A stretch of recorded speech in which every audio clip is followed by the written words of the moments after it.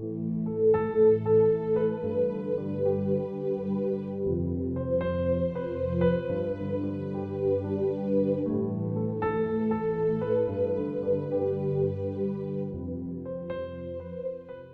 du 23 janvier. L'audace du discret. Le lézard que tu peux prendre dans les mains et qui se trouve dans les palais des rois. Proverbe 30, verset 28, version Coulombe. Si je te demande quel est ton animal de compagnie, si tu en as un, tu mentionneras peut-être une des options suivantes. Le chien, le chat, le poisson ou l'oiseau. Il faut pourtant admettre que le gecko est un des animaux domestiques les plus communs au monde. Il peut entrer dans le salon, la chambre ou la salle de bain de n'importe quelle maison sans demander la permission. Le gecko appartient à la famille des Geckonidae, des reptiles insectivores du sous-ordre des lézards. Il vit dans des climats tempérés et aime les endroits humides, comme les salles de bain. Certaines personnes affectionnent ces petits animaux, mais je sais aussi qu'il y en a qui redoutent leur présence. En fais-tu partie? Ce lézard ne fait aucun mal à l'homme. C'est même un grand ami, car il s'emploie à lutter contre divers nuisibles domestiques tels que les araignées, les scorpions, les cafards et bien sûr les moustiques qui constituent son menu favori. Doté d'une agilité unique et d'une incroyable discrétion, ce lézard est même capable de détacher sa queue pour se défendre.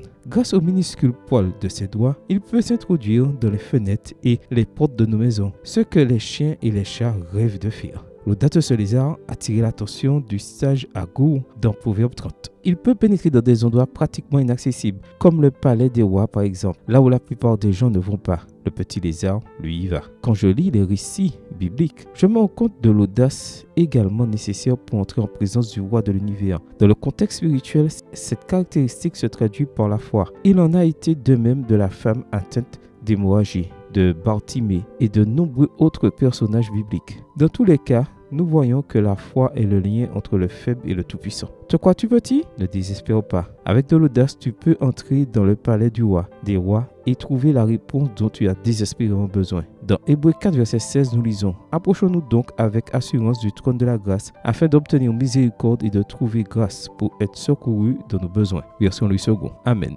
Bonne journée à toi et que le Seigneur te bénisse.